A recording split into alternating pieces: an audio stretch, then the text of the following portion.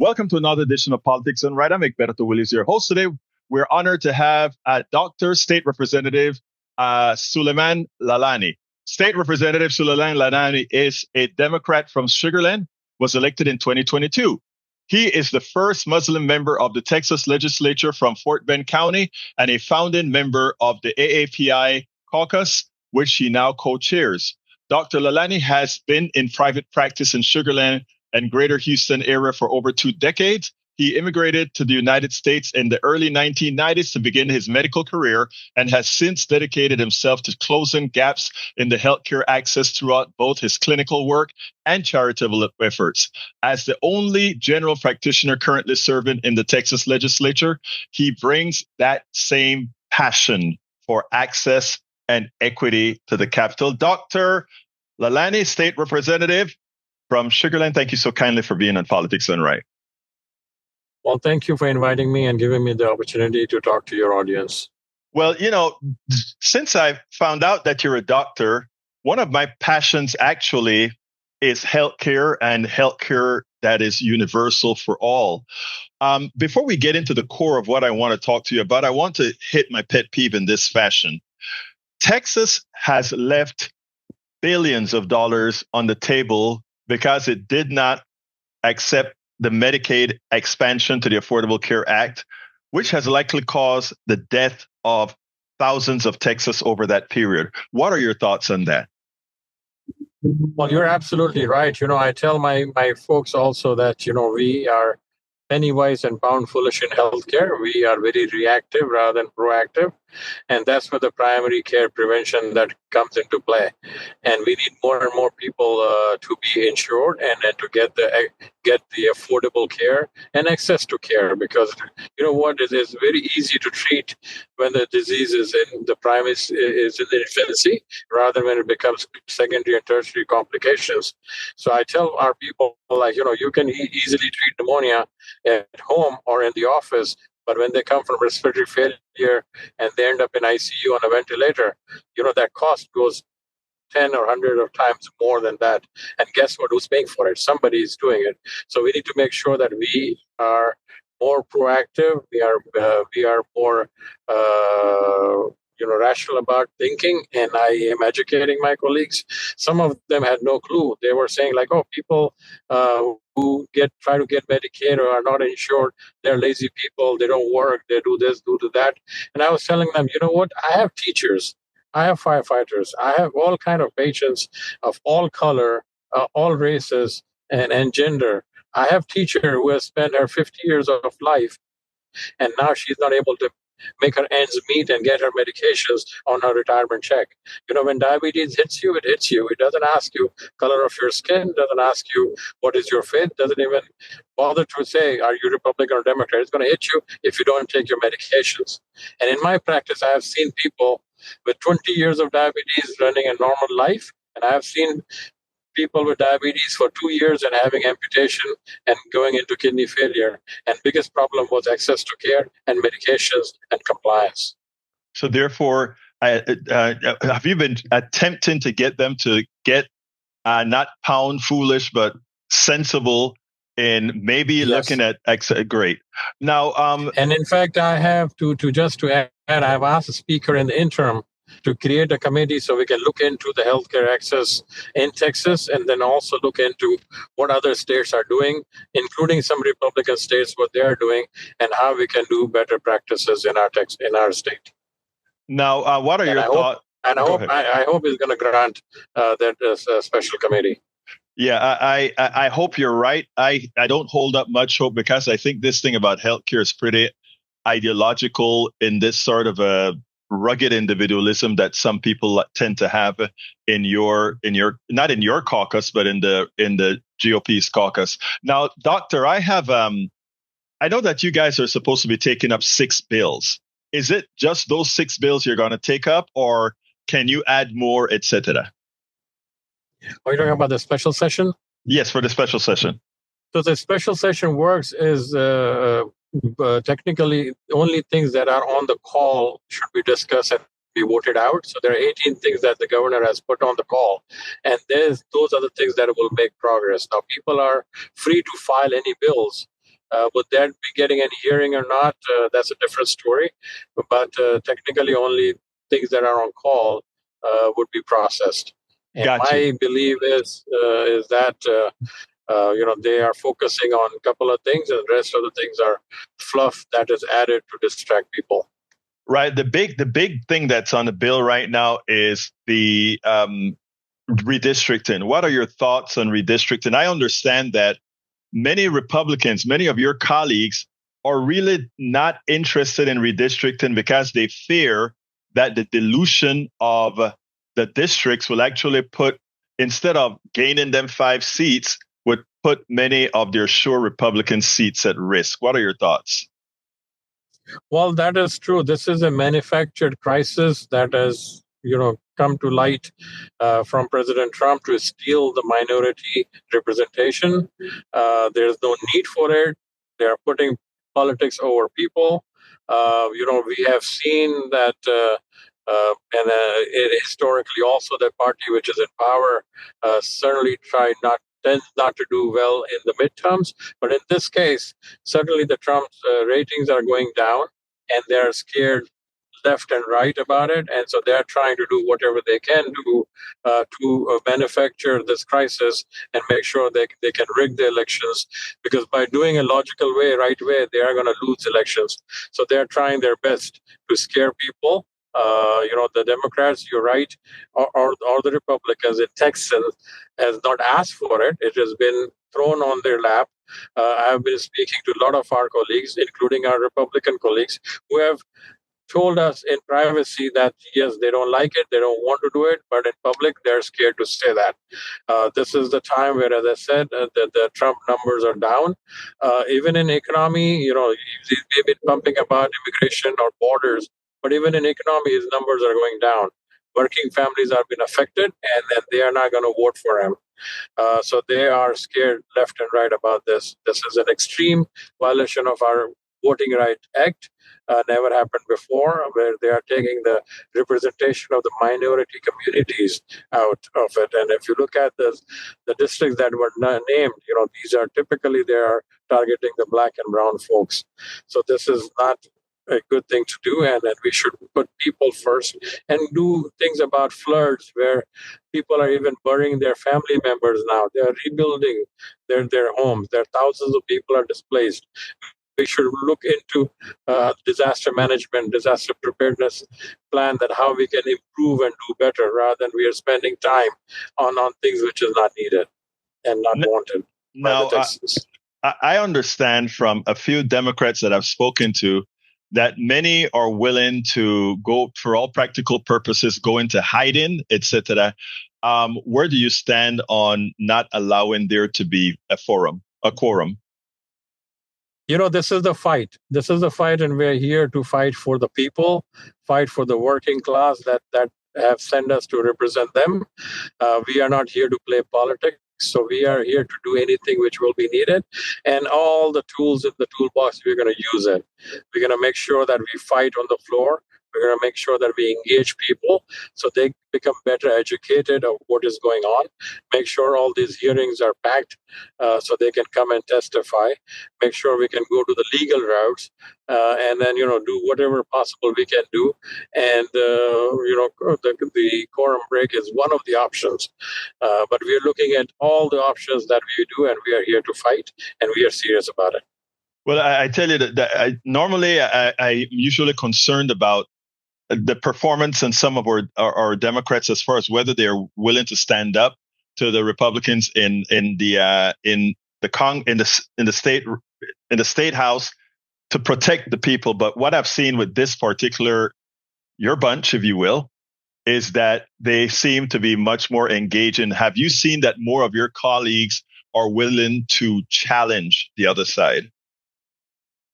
Yes, as I said, all the options are on the table, and then we are weighing it, and we are meeting, and we are looking at our strategies, and then we are here to fight, and we are here to represent our constituents.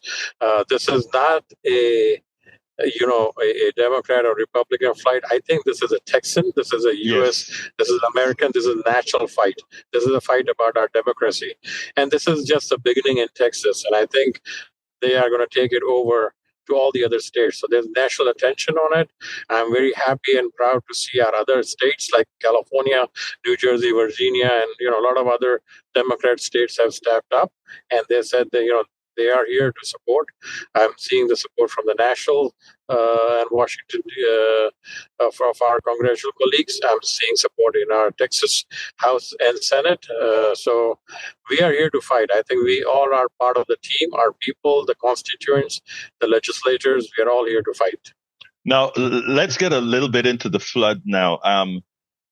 We understand that there are several times presented to the legislature were options to protect people on that Guadalupe River. A lot of people say let things occur on a local level. But the interesting thing is that the Guadalupe River goes through several counties, go through several cities. When you have things of that nature, you expect there to have some sort of in this case, a state governance and the state having an input to it. Have you and other Democrats rightfully first made clear to assign that this did not have to happen, assign blame, and then assign solutions? Absolutely true. Any one preventable life loss is like losing the whole humanity, right? We can prevent things. This is 2025. We are not in the stone age. There technology exists. We need to be better prepared for our emergencies, and better prepared, better informed is safe communities. So we need to do that. We have filed many bills in the past accordingly too. Some of that have gotten hearings. Some of them are on the deaf ears, and then nothing got hearing, and they were not prioritized. I actually came to work, and I made sure that our office is drafting some bills, and actually 5 or 6. And then one of our bills have come back, and we filed HB 174, which is specifically asking and strengthening our youth camp for emergency preparedness and safety requirements. And we should be focusing on that first rather than doing anything else. Excellent. Now, I just have 2 more questions, Doctor. Something that concerns me a lot. Incompetence is something that's fatal. Incompetence is fatal. We've had the ice storms that didn't have to occur, that left a whole lot of Texas in cold and a lot of Texans dead. We've had these floods that we've seen occur. We also have in West Texas, where we have seepage of oil and all kinds of substances that are killing off the cattle of many of our ranchers. So you mentioned earlier, a lot of these issues aren't Republican or Democratic issues. They're issues of competence. My question to you is, will more of the Democrats who always seem to be the bastions of competency, start enumerating these things for people to see that this flood in Texas isn't a one-off. The crash of our grid from the freeze isn't a one-off. The pollution that's occurring on farmlands in West Texas is not a one-off. This is a consistency of what's occurring in this state, and it needs a revamp altogether. Your thoughts?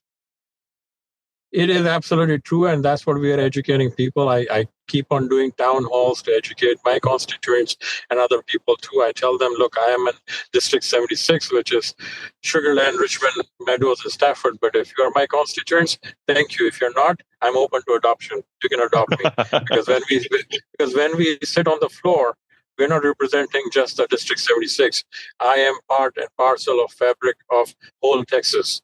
And that's what I'm educating people and telling them, get engaged, start asking for accountability, talk to your elected officials. And advocacy is not a one-time deal. It's not just you made one phone call, you send one email, and then you sit on it that you did. It is the everyday process. You need to be persistent about it. You need to keep talking, keep engaging, and ask your elective that why are they voted yes and why have they voted no on certain bills.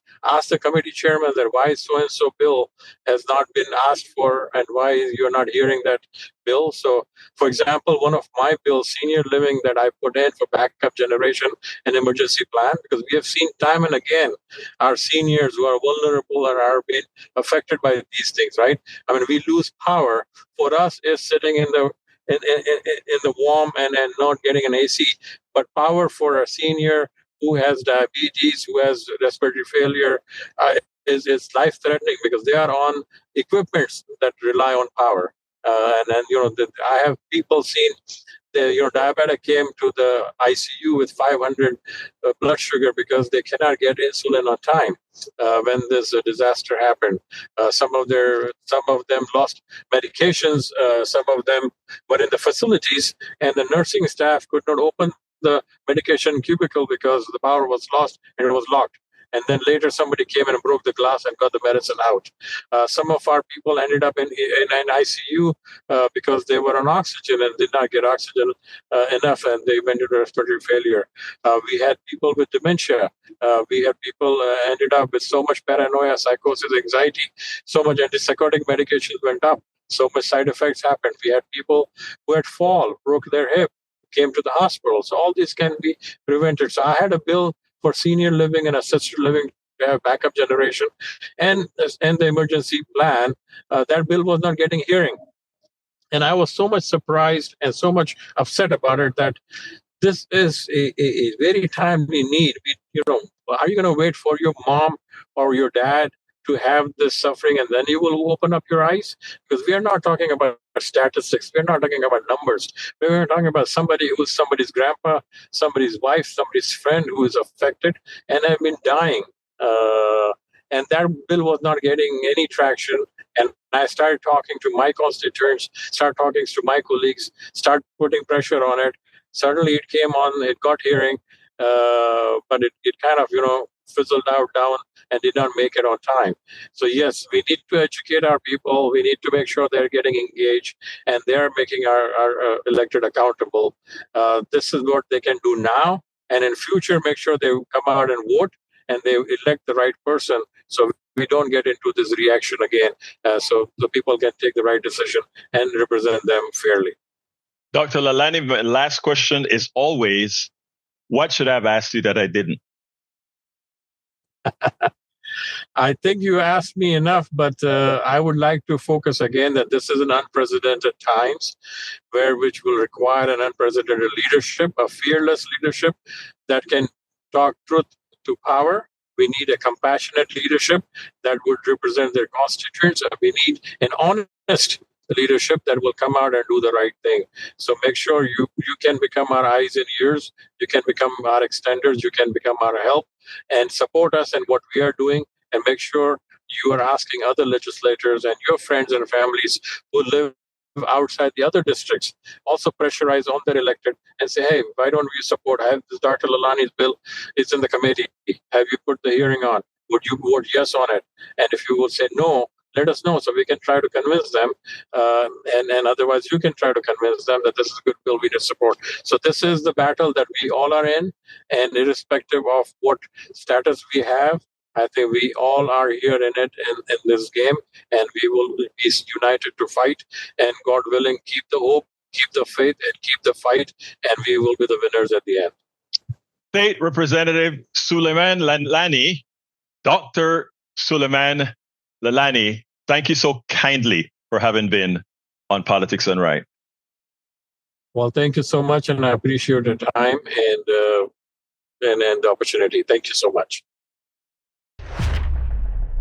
We spend a lot of time deconstructing the news, trying to parse it into a form that everybody can understand. We try to find those little nitpicks where it flies above the fray, etc. If you really like these videos that we do, I want to ask a big favor. Please go ahead, number one, subscribe to our channel, and number two, please join if you can. Thank you so kindly for watching. Keep watching. Please remember to share. We must populate the entire internet with our progressive message, a message that we know is what most Americans say that they want. So help us, please join.